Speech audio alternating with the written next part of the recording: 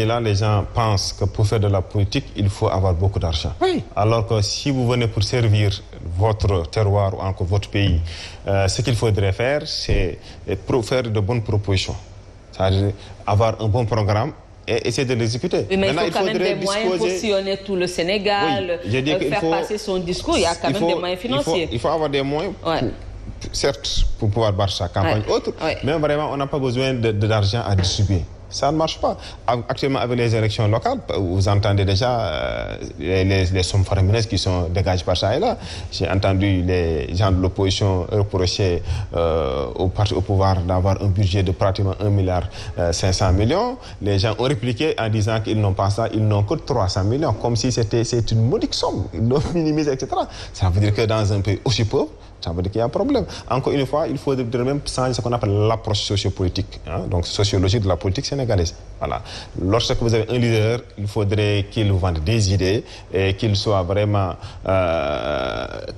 très déterminé à vous accompagner à atteindre donc ces objectifs-là. Oui, mais est-ce qu'on en est au Sénégal à une époque où ce sont les militants ou les personnes qui adhèrent à ce discours qui participent financièrement à la réalisation des activités de ces leaders-là? On n'en est pas, malheureusement, nous n'en sommes pas encore là. Malheureusement, il y a plein de militants qui attendent. Qu'est-ce que vous nous donnez en retour? Voilà, le discours est très beau, vous parlez très bien, mais qu'est-ce que vous apportez? On en est encore là au Sénégal. C'est pourquoi, en tout cas, moi je pense que la nouvelle génération, quand même, doit changer de démarche par rapport à ce qui se faisait jusque-là. Donc, lorsque vous voulez donc être élu maire ou encore député ou autre chose, moi je pense que sur la base d'un programme, il faudrait essayer donc de parler aux gens, mais aussi de montrer que les mentalités doivent évoluer. Tous ceux qui étaient là, qui distribuaient beaucoup d'argent, il faut voir un peu, il faut évaluer leur bilan, voir qu'est-ce qu'ils ont pu faire. Moi je préfère quelqu'un qui ne distribue pas de l'argent, mais qui a des idées, qui profite un peu des différentes opportunités offertes par sa position pour ramener beaucoup de choses dans son terroir, que plutôt quelqu'un qui distribue de l'argent, mais qui ne se contente que de morceler les terrains à vendre, etc. Ça n'a aucune importance. Et c'est toujours la même chose qui se répète, malheureusement, et que les gens ont du mal à prendre conscience. Je vous ai coupé tantôt, Abdoulaye, moi je vous laisse terminer. Oui. Et puis, je crois bien que le professeur, il parlait justement de parquet financier. J'ai dit, pourquoi pas?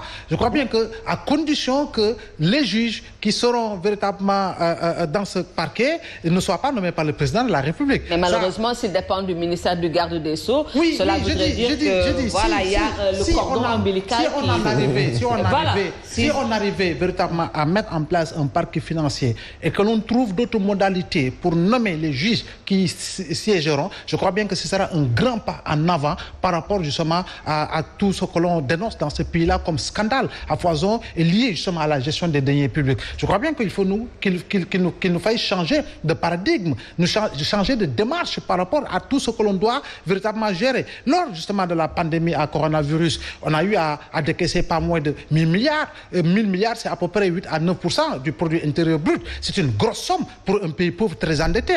Il y a eu des efforts conséquents qui avaient été faits. Le président de la République avait pris des mesures salutaires en allégeant véritablement ces lourdeurs administratives liées au gré à gré. Même les collectivités territoriales en avaient bénéficié et en avaient également profité pour acheter du riz, peut-être malaisien ou du riz cambodgien, peu importe.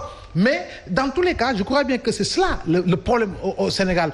Et quand on est véritablement à un niveau de responsabilité, il faut qu'on essaye véritablement de verser dans le trop social. Il faut faire du social, certes, mais à verser trop dans le trop social, cela nous amène véritablement à prendre ce qu'il ne faudrait pas prendre et qui appartient justement à la collectivité. C'est cela le drame. Mais l'autre chose également, quand on a voulu sortir le premier rapport ou le deuxième rapport sous l'ère Nafingom Keïta, on a vu véritablement que la dame avait pratiquement été ruée dans les brancards alors qu'elle devait déposer en bonne et due forme un rapport justement de l'office qui a été mis en place par le président de la République Macky Sall après son élection. L'OFNAC est un bon organe, mais est-ce qu'en réalité on lui donne véritablement la liberté de pouvoir faire le travail qu'il doit faire?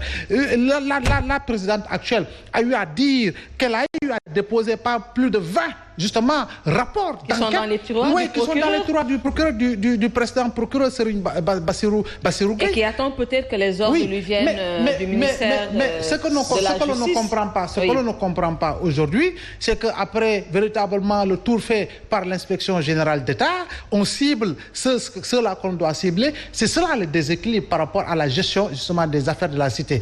Les affaires de la cité ne doivent pas être colorées par rapport à la partisanerie. Que l'on soit du pouvoir, que l'on soit de l'opposition, que l'on soit un peu ailleurs, si véritablement on vous confie l'argent des contribuables sénégalais, je crois bien que si vous commettez une faute et quel que soit le camp dans lequel vous vous situez, je crois bien qu'il faudrait quand même que la justice puisse faire son travail. Je vous rappelle de la première université d'été tenu à Mbodiène aux premières heures de l'élection du président Macky Sall, lorsqu'il disait j'y étais, je ne protégerai personne.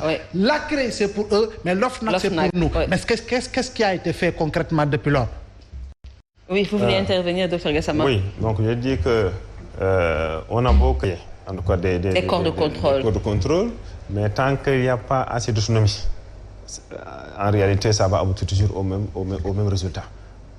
Donc cela veut dire qu'encore une fois, il faudrait insister davantage sur l'autonomie des corps de contrôle. Après, il faut encadrer, parce qu'on ne peut pas laisser la liberté des gens entre vos mains et que vous jouez avec la liberté.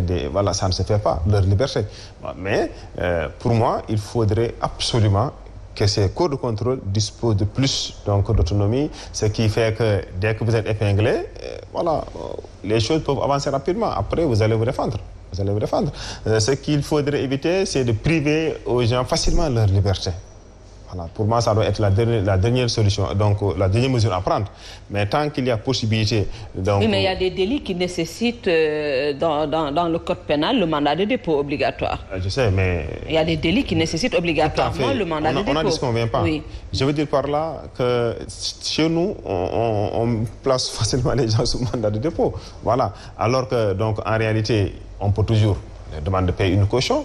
Ensuite, on continue à exercer, à faire les enquêtes, et si toutefois sa culpabilité est prouvée, à partir de là, la personne peut subir, en tout cas, on peut passer sa peine en prison. Bref, le débat revient encore. Donc cela veut dire que nous avons intérêt à revoir cette architecture, mais tant que tous les pouvoirs restent concentrés entre les mains de quelqu'un, ça va être difficile. Ça va être difficile de l'appliquer. Parce que cette même personne a besoin de protéger parfois certains de ses proches. On a comme l'impression que certains rapports sont même utilisés en réalité comme armes pour même, docteur, depuis 30 ans, depuis 50 ans, c'est le même débat autour de la gestion des affaires publiques. Je crois bien que depuis le compte 4.2, en passant par la mallette Segura, jusqu'à l'enveloppe de Djibril Ngom au palais, mais c'est toujours le même débat par rapport justement